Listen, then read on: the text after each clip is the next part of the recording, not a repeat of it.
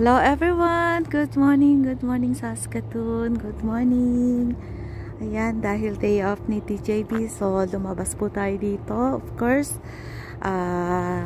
with Rocky, but Rocky already inside na po kasi medyo malabing po yung umaga natin. I just want to flex ito yung sunrise. Napakaganda ng sunrise mga lalab.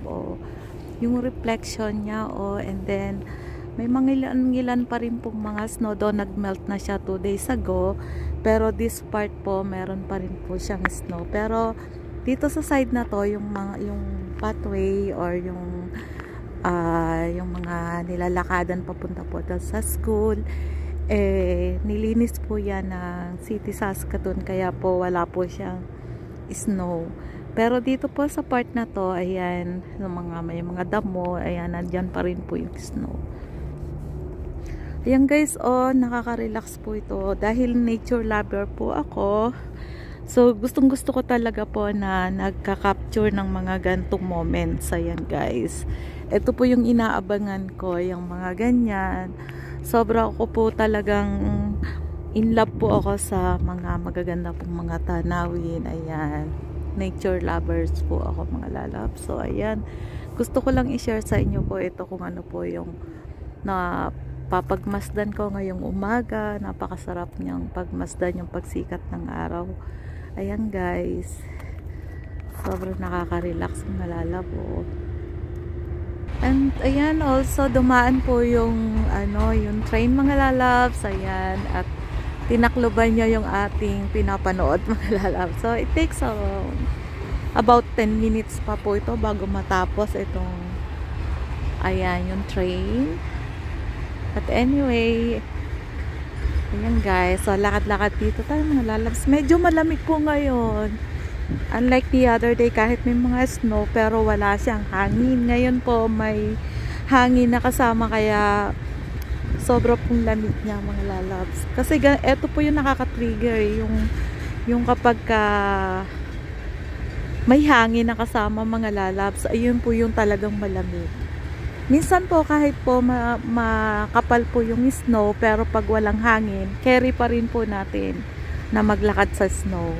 Pero kapag may kasama po siyang hangin, yun po yung sobrang lamig mga lalabs. And talaga namang mapuprosen po yung ating mga kamay. So ayan guys, so marami pa rin po ako na maipakita po sa inyo pag nagpunta po ako sa other city po. I'm gonna try to collect some videos over there, and syempre isi-share ko po sa inyo yan mga lalabs. So ayan, ang haba po nitong train na to mga lalabs. Siguro mga oil po siguro to mga lalabs ang nakalagay po dyan sa train na yan. So tinakluban niya yung pinapanood natin mga lalabs. So ayan guys, ayan, and ito dito po sa part na to, sa may parking lot, medyo wala na po kasi ganito po dito. Ang maganda lang po dito, mga very po sila, responsible po yung mga po dito, na kapag nag-i-snow, nililinis po kaagad nila yung mga lakaran ng mga tao, and of course yung mga main road. Yan, hindi po nila hinahayaang na mapuno po ng snow, especially sa mga main road po. Andyan na kaagad yung mga truck po para po po ng mga asin, yung mga nagme-melt po yung mga snow sa mga main road. Kasi kung mako-cover po yun ng snow, paano po yung transportation, di ba? Maba-blackout po lahat yung mga kalsada. So dito po, kapag po may ganun po na paparating na mga snow, naka-ready na po yung mga trucks para po sa paglilinis po ng mga kalsada. Ayan, and syempre sa mga kanya-kanya pong mga lugar, or yung mga bahay, lalo na po kung yung may mga sarili pong bahay, kanya-kanya na pong shovel po ng mga sidewalks.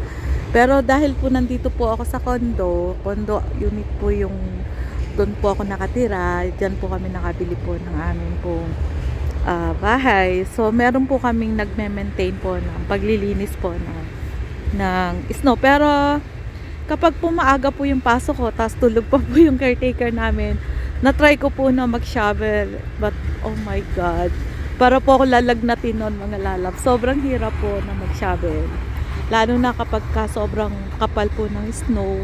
Talagang kahit malamig pa, papawisan ka talaga sa bigat ng mga lalab. So ayan lang po, na-flex ko lang po. Ayan, hintay natin. Ayan, matatapos na po yung train. Nakikita ko na po yung dulo, yung last part. So magwe-wave tayo, mag-good morning tayo sa driver. Ayan, I'll try to wave the driver. Titingnan ko kung magwe-wave back siya. Yun, hindi niya lata ako nakita. Minsan pagka yung nagwe-wave ako sa kanila, nagwe-wave din sila sa akin. Pero siguro hindi ako napansin mga lalab. So ayan guys, na-flex ko lang po. And ayan na nga po yung pinapanood natin mga lalab. So, diba ang ganda niya? Ayun But 10 minutes na ba ako nga dito sa labas? Ang sakit na ng kamay ko mga lalabs. Wala po akong gloves na suot. Ayan. And kapag matagal din, isa pa rin po, kapag matagal po tayo sa labas, namamatay din po yung cellphone. Like halimbawa po, katulad ko, nagbibideo po ako. Kung sobra po natagal ko na, like for example 30 minutes, siguro hindi ko naman kayang tumagal ng 30 minutes kapag sobrang ng negative.